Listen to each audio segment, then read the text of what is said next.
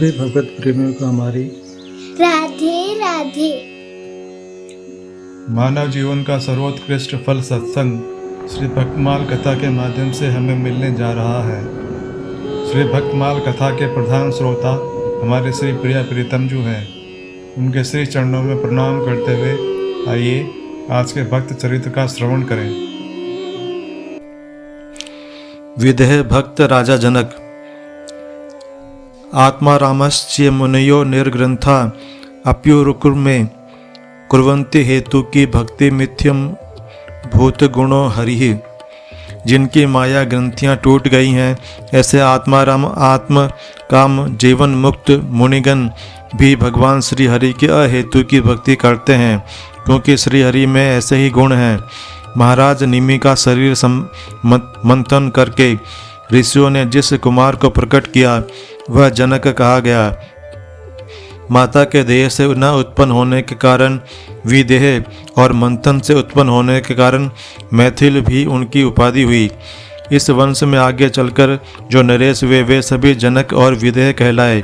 महर्षि यज्ञवल्क्य की कृपा से वे सभी योगी और आत्मज्ञानी हुए। इसी वंश में उत्पन्न सीता जी के पिता महाराज शीरध्वज जनक को कौन नहीं जानता। आप सर्वगुण संपन्न और सर्वसद भद्वाधार परम तत्वज्ञ कर्मज्ञ असाधारण ज्ञानी धर्म धुरंधर और नीति निपुण महान पंडित थे। आपकी विमल कीर्ति विविध भांति से गाई गई है, परंतु आपके यथार्थ महत्व का पता बहुत थोड़े लोगों को ही लग सका है।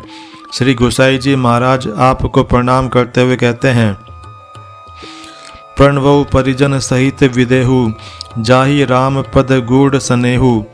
लोग जोग भोग मह राखेहु गोई राम विलोकत प्रगटेहु सोई।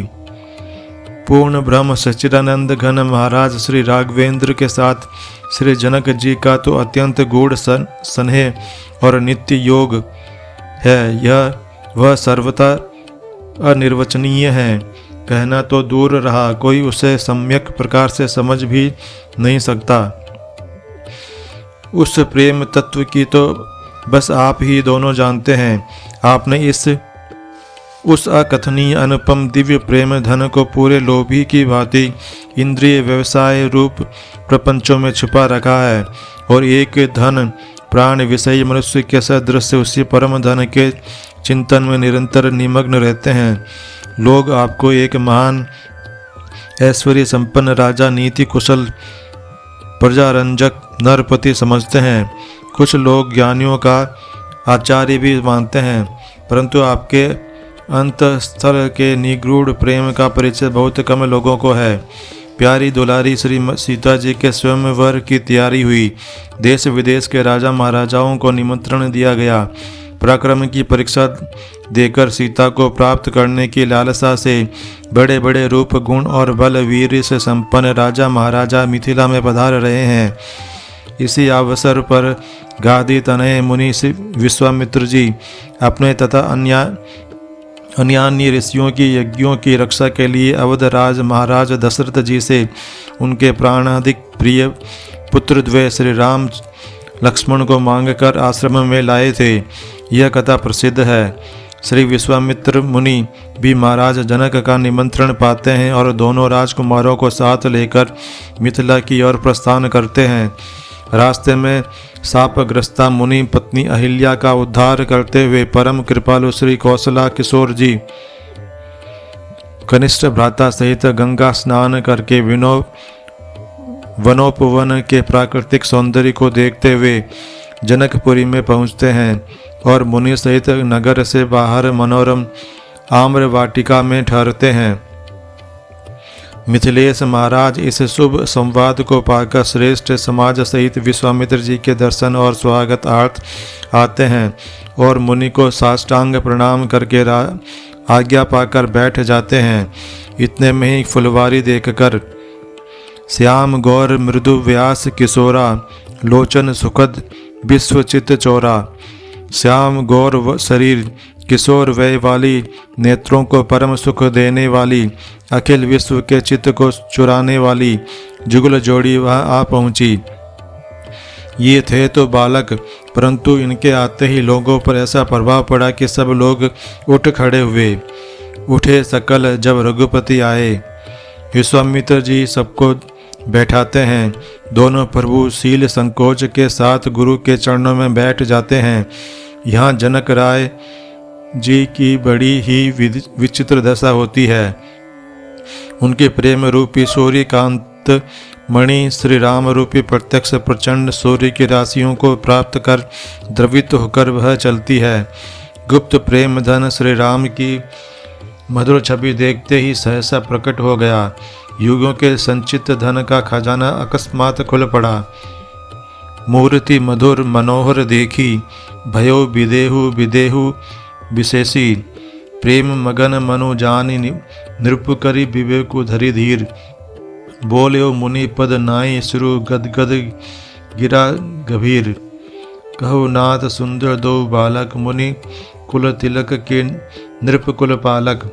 ब्रह्म जो निगम नीति कही गावा, उभय बेस धरी की सोई आवा। सहज विराग रूप मनु मोरा, थकित होत जिमि चंद चकोरा। ताते प्रभु पूछऊं सती भाऊ, कहो नाथ जनि करहु दुराऊ। जनक जी कहते हैं, मुनिनाथ छिपाइए नहीं, सच बतलाइए, ये दोनों कौन हैं? मैं जिस ब्रह्म में लीन रहता हूँ, क्या वह वेद वंदित ब्रह्म ही इन दो रूपों में प्रकट हो रहा है? मेरा स्वाभाविक ही वैरागी मन आज चंद्रमा को देखकर चकोर की भांति थका जाता है। जनक जी की इस दशा पर विचार कीजिए। जनक का मन अत्यंतिक प्रेम के कारण बलात् ब्रह्म सुख को छोड़कर राम रूप के गंभीर मधुर सुधा समुद्र में निमग्न हो गया। इन्हीं विलोकत अति अनुरागा, बरबस ब्रह्म सुख ही मन त्यागा। जो मन बुद्धि अपने से अगोचर ब्रह्म के निरतिशय सुख की अनुभूति में लगे थे, उन्होंने आज उस अगोचर को प्रत्यक्ष नयन गोचर देखकर उस अगोचर के सुख को तुरंत त्याग दिया। गोद का छोड़कर पेट वाले की आशा कौन करे? ऐसा कौन समझदार होगा जो नयन गोचर के मिल जाने पर अगोचर के पीछे लगा रहे? धीर बुद्धि महाराज जनक के लिए यही उचित था। अभेद भक्ति निष्ठ विधेय राज की पराभक्ति संशय रहित है। इसी प्रकार वे बारात की विदाई के समय जब अपने जमाता के से मिलते हैं, तब भी उनका प्रेम सागर मर्यादा तोड़ देता बैठता है। उस समय के उनके वचनों में असीम प्रेम की मनोहर छटा है। जरा उस समय की झांकी भी देखिए। बारात विदा हो गई। जनक जी पहुंचाने के लिए साथ साथ जा रहे हैं। दशरथ जी लौटाना चाहते हैं, परंतु प्रेमवश राजा लौटते नहीं। दशरथ जी ने फिर आग्रह किया तो आप रथ से उतर पड़े और नेत्रों से प्रेम आंसुओं की धारा बहाते हुए उनसे विनय करने लगे। इसके बाद मुनियों ने स्तुति प्रार्थनाएं की। तदंतर श्री राम के अपने प्यारे जामाता राम के समीप आए और कहने लगे, राम करो कई भांति प्रशंसा, मुनि महेश मन मानस हंसा। करही जोग जोगी जही लागी, कोहु मोहु ममता मृदु त्यागी। व्यापक ब्रह्म अलखु अविनाशी, चिदानंदो निर्गुण गुण राशि। मन समेत जही जानन बानी, तरकिन मक सकही सरकल अनुमानी। महिमा निगमो नीति कही कही, जो तिहु काल एक रस रही। नयन विषय मो कहूँ भयो सो समस्त सुख मूल। सबई लाभु जग जीव कहे, भय ईसु अनुकूल। सबई भांति मोहि दीनी बढ़ाई, निज जन जानी लीन अपनाई। होई सहस दस सारद शेषा, करही कलप कोटिक भरी लेखा। मोर भाग्य राउर गुण गाथा, कही न सिराही सुनहो रघुनाथा। मैं कहूँ कहूँ एक बल मोरे, तुम रिझहु सने सुठित होरे। बार बार मागव कर जोरे, मनो परिहरे चरण जनि भोरे। धन्य जनक जी, धन्य आपकी गुप्त प्रेमा भक्ति। जब मिथिला यह समाचार पहुंचा कि महाराज दशरथ ने श्री राम को वनवास दे दिया, तब जनक जी ने कुशल राजनीतिज्ञ की भांति अयोध्या का समाचार भरत की गतिविधि जानने के लिए गुप्तचर भेजे। भरत लाल के अनुराग का परिचय पाकर वे चित्रकूट अपने समाज के साथ पहुँचे। चित्रकूट में महाराज की गंभीरता जैसे मूर्तिमान हो जाती है। वे न तो कुछ भरत जी से कह पाते हैं और न कुछ श्री राम से ही कहते हैं। उन्हें भरत की अपार भक्ति तथा श्री राम के परात्पर स्वरूप पर अटूट विश्वास है। महारानी कौशल्या तक उनके पास सुनैना जी द्वारा संदेश भिजवाती हैं, किंतु वे कहते हैं कि भरत और श्री राम का जो परस्पर अनुराग है उसे समझा ही नहीं जा सकता, वह अतर्क्य है। देवी परंतु भरत रघुबर की प्रीति प्रतीति जाई नहीं तरकी। स्वयं महाराज के बोध रूप चित्त में कितना निगूढ़ प्रेम है, इसका कोई भी अनुमान नहीं कर सकता।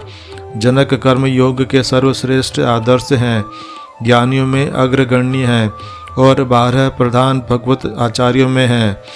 जनक जी परम ज्ञानी थे, परंतु परम ज्ञान की अवधि तो यही है कि ज्ञान में स्थित रहते हुए ही परम ज्ञान स्वरूप भगवान के मूर्तिमान माधुरी को देखकर उस पर रीझ जाए।